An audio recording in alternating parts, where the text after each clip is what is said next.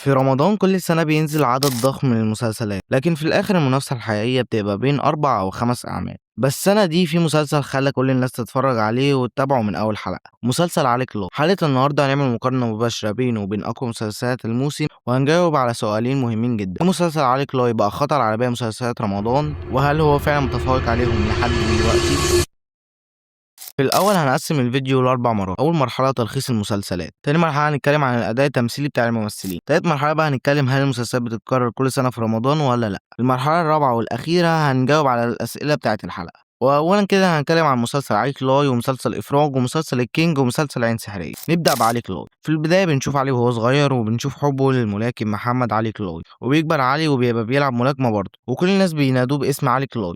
وبنشوفه وهو بيلعب ماتش ملاكمة وبيكسب، وبيروح علي عشان يخلص صفقة مع الصينيين، وبيقول لهم ادي الجمل وادي الجمال. واخوه سيف بيقول له هيفهموها ازاي الجمل دي، وبيقول له قول له زي جمل يا عم. صراحة حلوة الحتة دي وضحكتني، مش عارف ليه في ناس اتضايقوا منها. وبيخلص الصفقة، وبنشوف منصور الجوهري ابو علي كلاي، وبنشوف حب منصور لعلي، ومراته بتقول له في الاول والاخر علي ده عيل نقيب، حاجة كده مش فاهمها الصراحة، بس هما فاهمين علي ان هو متبنيه. وتلخيص سريع للحلقات وكل اللي انا قلته: مسلسل علي كلاي بياخدنا رحلة شعبية، وبنشوف تأثره بالملاك محمد علي كلاي، وبنعرف في اول الحلقات ان منصور مش ابوه متبنيه، وبنشوف ان مختار السنة دي اتضايق ان علي كلاي خد الصفقة من الصينيين، وبنشوف ان اخواته مش بيحبوه ما عدا سيف بيحبه جدا، بنشوف عداواته، وبنشوف مراته ميادة، وبيروح كباريه عشان يسمع صوت كاميليا، وبنعرف انهم بيحبوا بعض. وبعدها بنشوف علي وهو بيشوف روح وبيدافع عنها وبيجيبها مع الدار، وبيكمل المسلسل في صراعات. وبنشوف الحلقة السادسة إن أبو علي بيطرده، وعلي بيقول لمختار إنه هيجيب منه العربيات اللي سرقها. وده كده تلخيص سريع لمسلسل علي كلاي. ولكن لو حابين نعمل حلقة مخصوص عن المسلسل ونلخص حلقة حلقة ونتكلم عنها، قول لي في الكومنتات.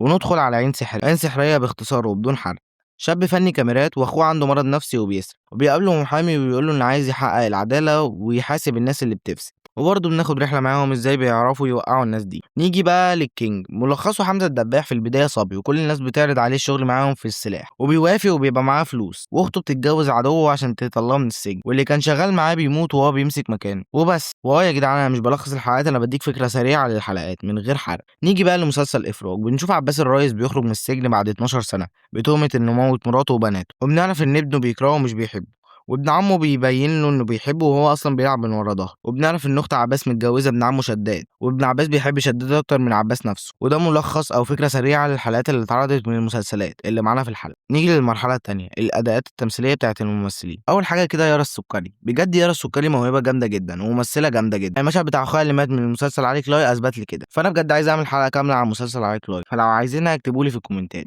وتاني اداء تمثيلي عمرو سعد. طبعا عمرو سعد اداؤه التمثيلي على طول جامد، بس في افراج مبدع الصراحه. وطبعا احمد العوضي في المسلسل عامل اداء جامد، وبيخليك تشوف البطل الشعبي اللي بنلاقي منه كتير في الشارع، وهو بينجح في الحته دي قوي وشاطر فيها. وعصام عمر وباسم سمره، المشهد ده اثبت انهم ممثلين جامدين وبيعرفوا ينوعوا ويمثلوا. وبرضه في اخراج حاتم صلاح عمل دور جامد جدا وحلو جدا، واداؤه فوق الجمدان حرفيا. ودنيا وائل ابدعت برضه في الدور بتاعها في المسلسل.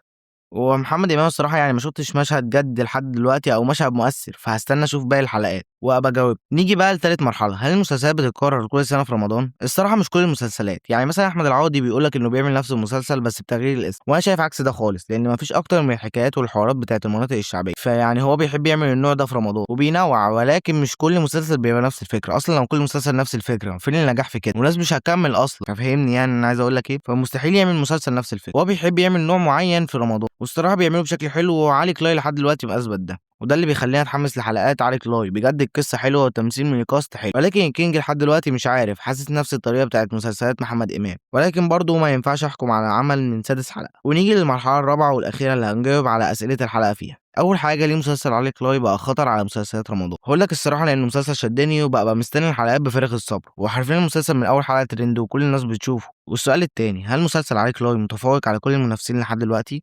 هو الصراحة لحد دلوقتي متفوق في كل حاجة، يعني الأحداث حلوة والريتم سريع والحلقة ما فيهاش مط، كل حلقة تستحق الوقت بتاعها، والأحداث جامدة ومشوقة. والصراحة أنا اللي عجبني من مسلسلات رمضان علي كلاي، عين سحرية، إفراج، هي كيميا، والكينج، بس لسه برضه هاحكم عليه بعد الحلقة ال10 مثلًا. وبس كده خلصنا الحلقة، وزي ما قُلت لكم لو عايزين حلقة كاملة عن مسلسل علي كلاي قولوا لي، وكل حلقة أقول لكم ما تخلّوش المسلسلات والفيديوهات والحاجات دي أهم من الصلاة وقراءة القرآن، لأن الشهر ده شهر عبادة، المسلسلات فيه تبقى آخر حاجة، فيعني تصلي، تقرا قرآن، تخلّص كل حاجة وتتفرج على المسلسلات والفيديوهات، لأن المسلسلات بتفضل موجودة والفيديوهات، لكن الحاجات دي ما بتتعوضش. وبس صلّي على النبي وقول سبحان الله وبحمده، سبحان الله العظيم، وسلام.